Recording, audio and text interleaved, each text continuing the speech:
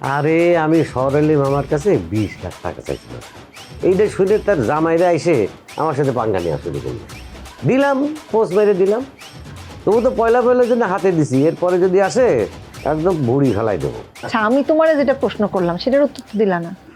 ওরে হয়েছে কি, পড়াশোনা তো বেশি দূর করি নেই, ওই জন্যে ওই তোমার যা হয় আর কি, হাতে চাক্কু তুলে নিছি। এই চাক্কুই হচ্ছে একেবারে রুটি রুজি। হ্যাঁ, আর তোমার যে দুটো বউ ছিল?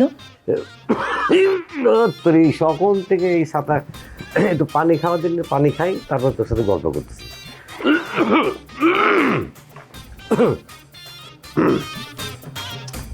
আবার বউ প্রসঙ্গ।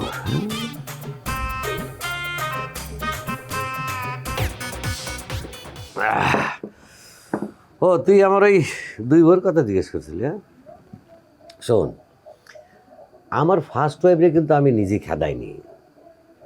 ওর একটা আগে লাইন মাইন ছিল, বিয়ের 6 মাসের মাথায় ওই সেই ফাউল পোলার লগে সে গেল ভাগে। কি আর করা। আর সেকেন্ড ওয়াইফের সমস্যা কি জানিস? কোনো কথাই শুনতে চাই না। এখন মনে কর আমি চাক্কু মিজান, এই চাক্কু মিজানের কথা যদি কোনো মেয়ে মানুষ না শোনে, তাহলে আমি কিসের চাক্কু মিজান? দিলাম একদিন রাগের মাথায় 2 পোষ হাতে, ওরে বাবারে চিল্লা চিল্লি কান্নাকাটি করতে অভিশাপ টভিশাপ দিয়ে বিদায় হয়েছিলেন। কি আর করা। তারপরে তুমি আর কোনো বিয়ে শাদী করলা না? আরে না না, বিয়ে শাদী আর করবো না। এই মেয়ে ছেলে দিয়ে থাকা বিরাট সমস্যা, এরা ঝামেলার বিষয়। বড় কাকার কাছে যে এতগুলা টাকা চাইলা, কি করবা এত টাকা দিয়ে? আরে টাকা দিয়ে কি করবো সেটা তো পরে ভাববো, আগে হাতে টাকাটা পাইয়ে নি। কিন্তু শহরালি মামা যে খেসরা টাইপের লোক, মনে হচ্ছে ঝামেলা করবে।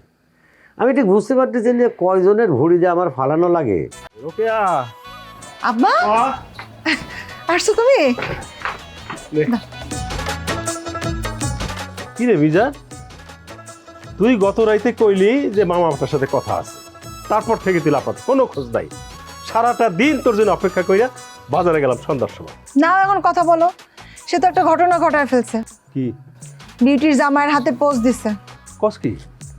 এ বিজা, কি নিয়ে এত ঝামেলা করো? ও মামা, আমার মা আপনাকে আপন বোন না? হ্যাঁ। বলেন তো, সে কি তার সম্পত্তির ভাগ পাবে না? অবশ্যই পাবে। তো আমি সেই সম্পত্তির ভাগের জন্যে আমি 20 লাখ টাকা চাইছি শহরালি মামার কাছ থেকে। সে তো টাকা দিতেই চায় না। আপনি একটু বুঝান তো মামা, তা নাহলে কিন্তু বিরাট ঝামেলা হয়ে যাবে না বললাম। আরে তুই আমারে বুঝাইতে কথা রে। হ্যাঁ, তার সাথে যে কতদিন কথা কই না, তুই জানোস এটা? সে যে কতবার আমার মাথা ফাটাইছে সেইটাও তো তুই জানোস না। আব্বা, হ্যাঁ?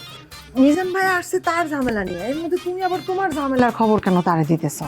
আরে আসলে মামা, আমার বলতে হবে না? তার আপন ভাই, তার উপরে যে নির্যাতনটা চালায়, তো ভাগ্নি হিসেবে আমার একটা দায়িত্ব আছে না? তার একটা ভিত করতে হবে না? বলেন মামা, বলেন। আচ্ছা থাক, ল খাই। হ্যাঁ আগে খায় নি, চলো তো। এই যে খাওয়া দাওয়াই তোদের কাছে সব কিছু, চাক্কু কোনো ব্যাপার না, হ্যাঁ খালি খাই।